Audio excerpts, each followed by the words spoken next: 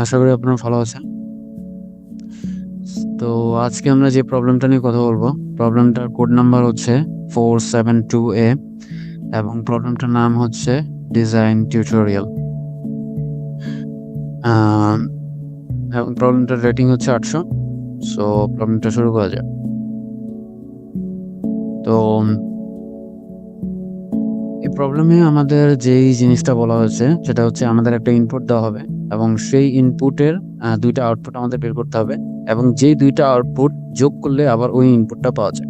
তো এখানে যে ক্যাচটা সেটা হচ্ছে ওই দুইটা আউটপুটের প্রতিটাই আপনার কম্পোজিট নাম্বার হতে হবে। তো কম্পোজিট নাম্বারটা কি? কম্পোজিট নাম্বার হচ্ছে এমন একটা নাম্বার যে নাম্বারটাকে আপনি এক এক এবং আরেকটি ওই নাম্বারটা বাদে অন্য একটি নাম্বার দিয়ে ভাগ করতে পারবেন। তো আমরা জানি এক দিয়ে সবকিছুই ভাগ করা যায়। তো আমাদের যে জিনিসটা সেটা হচ্ছে অন্য একটি নাম্বার দিয়ে ভাগ করা যায় নাকি এটা আমাদের দেখতে হবে। এবং এখানে আমাদের দুইটা লুপ ইউজ করা লাগবে, বিকজ একটা লুপ হচ্ছে এই যে 12-র যে লুপটা, এখানে কিন্তু আমাদের দুই থেকে শুরু করতে হবে। 2 ভাগ যায় নাকি 3 ভাগ যায় নাকি 4 ভাগ যায়, এরকম আমাদের দেখতে হবে যে ওই 12 দিয়ে কোন নাম্বারটা কোন নাম্বারটা আপনার সরি নাম্বার দুইটা যোগ করলে আপনার 12 হয়, ওটা কিন্তু আমাদের একটা দেখতে হবে। এটা হচ্ছে একটা লুপ। আর আরেকটা লুপ হচ্ছে কি, আপনার যেই নাম্বারটা আমরা বের করলাম সেটা কি কম্পোজিট নাম্বার নাকি।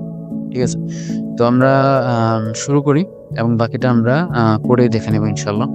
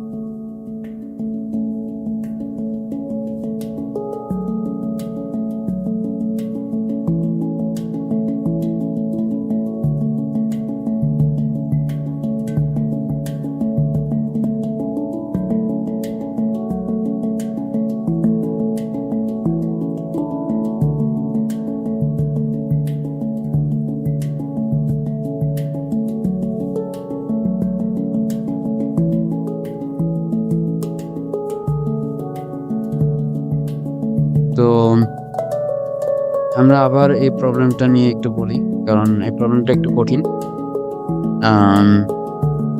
One second.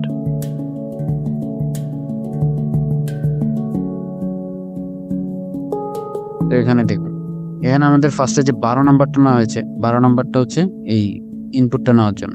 আর তারপরে আমাদের যে জিনিসটা করা হয়েছে এটা হচ্ছে s = 2 ধরা হয়েছে। এবং এই জিনিসটা আপনার একটু পরে বুঝেছি।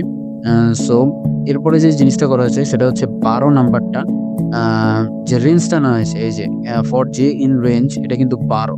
কারণ কি, আপনার রেঞ্জকে আপনার ফুলটাই নিতে হবে, কারণ আপনার এখানে যোগের বিষয় আছে, এখানে কিন্তু গুণের বা ভাগের বিষয় নেই। তো যোগের বিষয় থাকলে এখানে কিন্তু আপনার একদম 11 + 1 = 12 হয়, এটাও কিন্তু ঠিক আছে। আবার 10 + 2 এটাও = 12 হয়, এটা কিন্তু ঠিক আছে।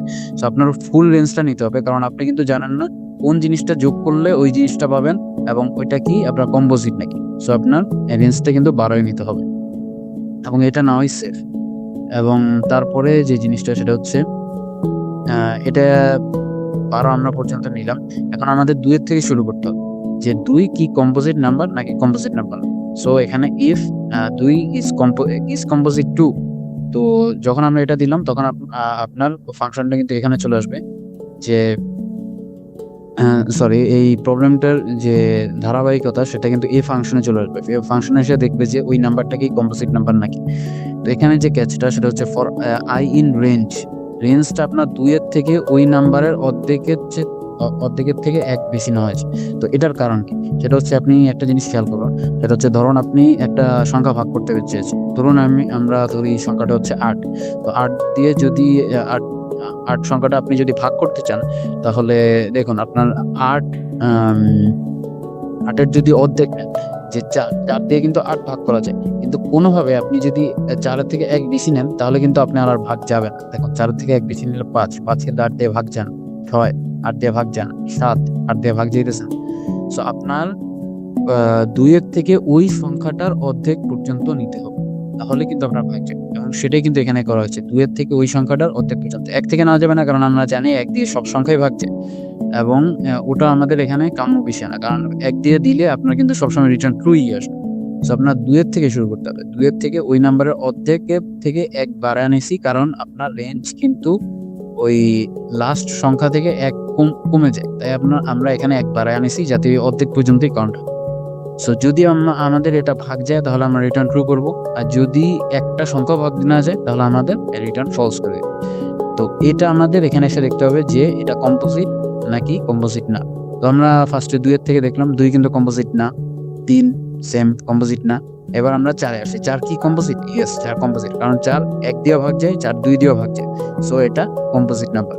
তো তারপর আমাদের দেখতে হবে যে n-s, কারণ 12 থেকে আমার 4 বিয়োগ করতে হবে, কারণ দুইটা সংখ্যা যোগ করলে আমাদের 12 হতে হবে। সো 12 থেকে যদি আমরা 4 বিয়োগ করি তাহলে আমাদের কত হয়? 8। তো 8 কি কম্পোজিট নাম্বার? এবং এটা আমাদের চেক করবে যে 8 কি কম্পোজিট নাম্বার? হ্যাঁ, 8 কম্পোজিট নাম্বার, কারণ 8 কিন্তু আপনার 4 দিয়েও ভাগ যায়, 2 দিয়েও ভাগ যায়, আবার 1 দিয়েও ভাগ যায়। সো 8 কিন্তু আপনার কম্পোজিট নাম্বার। সো এই দুইটাই যদি কম্পোজিট হয় তাহলে আমাদের এই জিনিসটা প্রিন্ট করে দিবে, মানে হচ্ছে এই যে 4 আর 8, এই যে 4 আর 8 ওটাই কিন্তু এখানে প্রিন্ট করেছে এস, এই যে 4 এবং n-s এই যে 8টাই কিন্তু প্রিন্ট করেছে, আর মাঝখানে গ্যাপটা দেওয়া হয়েছে। আর দুইটাই যদি কম্পোজিট নাম্বার হয় তাহলে দুইটাই প্রিন্ট করবে এবং এটা ব্রেক করে দিবে, এবং এর কারণে এটা পরের আর ইয়েতে যাবে না, নাহলে কিন্তু আপনার এটা ইনফাইনাইট লুপ হয়ে চলতে থাকবে। সো আশা করি আপনারা বুঝতে পেরেছেন।